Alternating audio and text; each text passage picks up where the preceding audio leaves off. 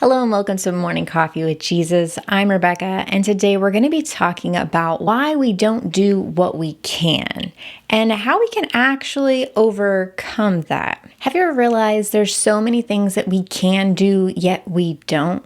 Like we can pray, but we don't. We could eat better, but we don't. We could reach out to that person, but we don't. We could go after those dreams, yet we don't because we're waiting for the right time.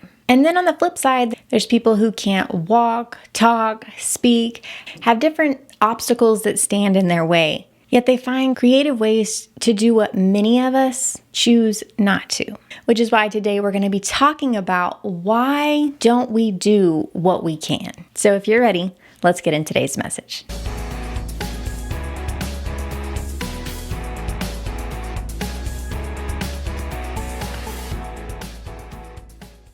We often say, I'll do it tomorrow or when I feel like it. But the truth is, one day we might not be able to do what we currently can. The Bible tells us in James 4:17, therefore, to him who knows to do good and does not do it, to him it is a sin.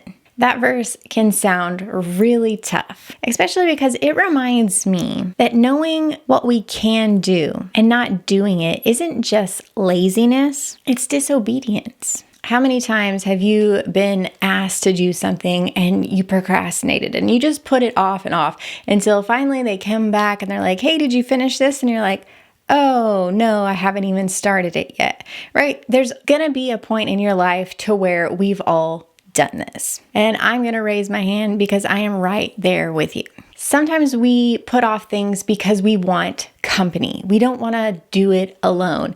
And again, this is a big one for me because I like to have someone there with me. Like, if you're going to go on a walk, sometimes you like the company, especially if you're in an area that you're not familiar with. You just want that security. But what I found is I have put off doing so many good things because I'm waiting for someone to do it with me. This could be your workout plan, right? You want someone to go to the gym with you, keep you accountable. Or in your finances, you're like, I'm the only one doing the saving. No one else in this household is helping, right? So we can come up with all these different reasons why we aren't, why we can't. But we're going to look at today what we can do right now to start seeing different results, to start having a different mindset, and actually inspire other people to follow our lead. We've got to think about being obedient when we are getting instruction from the Lord, when we have those creative ideas, understanding that obedience and purpose are not always group activities. We shouldn't always wait for someone else to come along that journey with us. We've got to start doing it when no one else is. Think about salvation for a second. Are you going to wait to accept Jesus into your heart when someone else does it with you?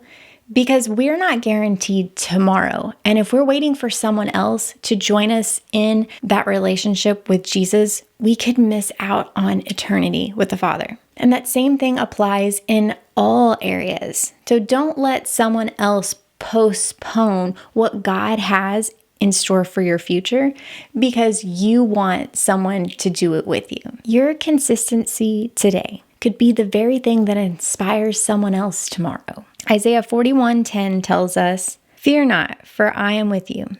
Be not dismayed, for I am your God. I will strengthen you. Yes, I will help you. I will uphold you with my righteous right hand. In those moments when you feel like you just need help, right? Go back to this verse. Remember that you're not alone. He's with you. He wants to take you step by step and lead you to the things that you are capable of, the things you can do. And even the things you think you can't do, when we have God beside us, He enables us. He equips us to do things to go beyond where we think we can. When I look back at all the things that I put off, things like going on walks and writing and songs and stepping into new projects, and it wasn't because I couldn't, right? It was because I just didn't feel like it. I wasn't motivated. I just was tired that day. But then I stopped and thought, what if one day I couldn't do these things anymore? Like recently, we had pulled the bikes out. They've been in the garage and we haven't used them in a long time. And I was like, you know what? I want to go on a bike ride.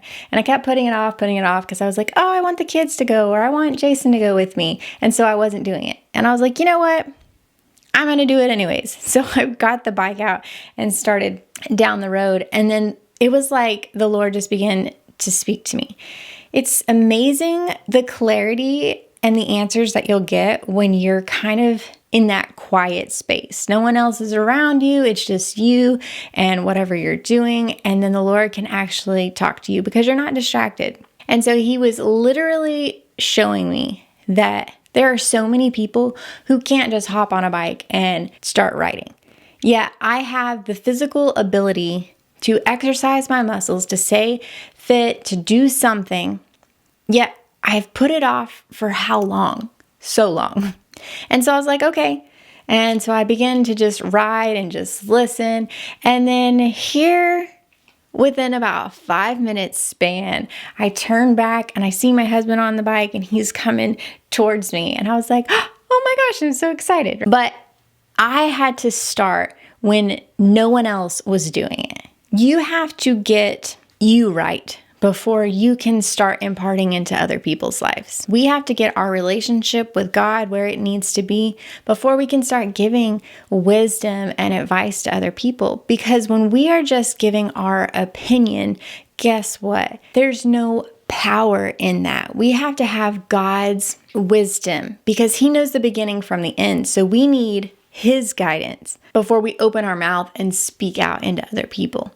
But we have to be filled up first in order to pour into someone else. I don't ever want to get to the point to where I look back and wished I used my can while I had it. We can look in the natural, people, they get older and there's different things that they're not able to do.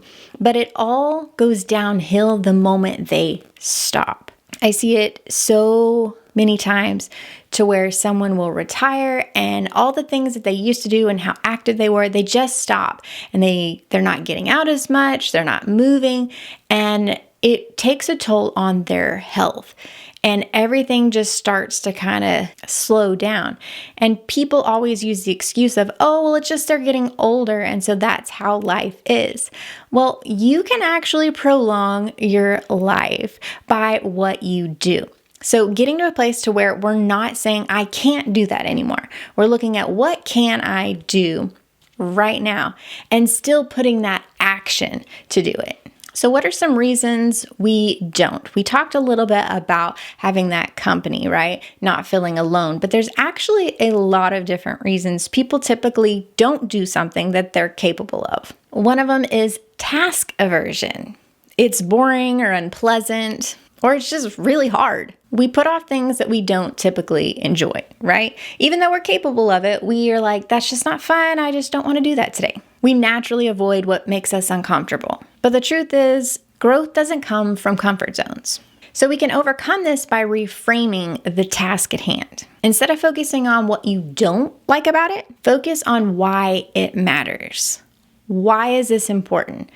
So whatever that task is that you don't like, maybe it's cleaning, maybe it's working out, maybe it's cooking, right? There's so many different things. We can come up with a million reasons why we don't enjoy it, but look at it from another perspective of why is this important? When we look at exercise, if we don't do it now, it's going to be harder for us in the future, right? So we're benefiting our body by doing it right in that moment. By procrastinating and putting off cleaning something you may not enjoy, it's going to pile up. It's going to get worse to the point to where it's overwhelming and you're like, I don't even know where to start. We don't want to get to the place to where things pile up and they just get bigger and bigger. Start when it's small so it's manageable. And then you can ask yourself, how does this get me closer to what God has called me to do? And I know for some people, they're like, well, cleaning doesn't really get me closer to God. Actually, it can. And there is a minister, Terry Saville Foy, and she has a book on decluttering. And let me just tell you, she talks about how cleaning up a space actually gives you a positive and helps clear your mind to where you're more productive because the space you're in isn't contaminated and taking over. Oh my gosh, I've got to do this and everything is a distraction. It actually helps you when you come into an organized space to where you're able to do more. We can also read in Colossians 3:23, it says, "Whatever you do, work at it with all your heart, as working for the Lord, not for men." When we shift our motivation from duty to devotion, even the dull task can become meaningful.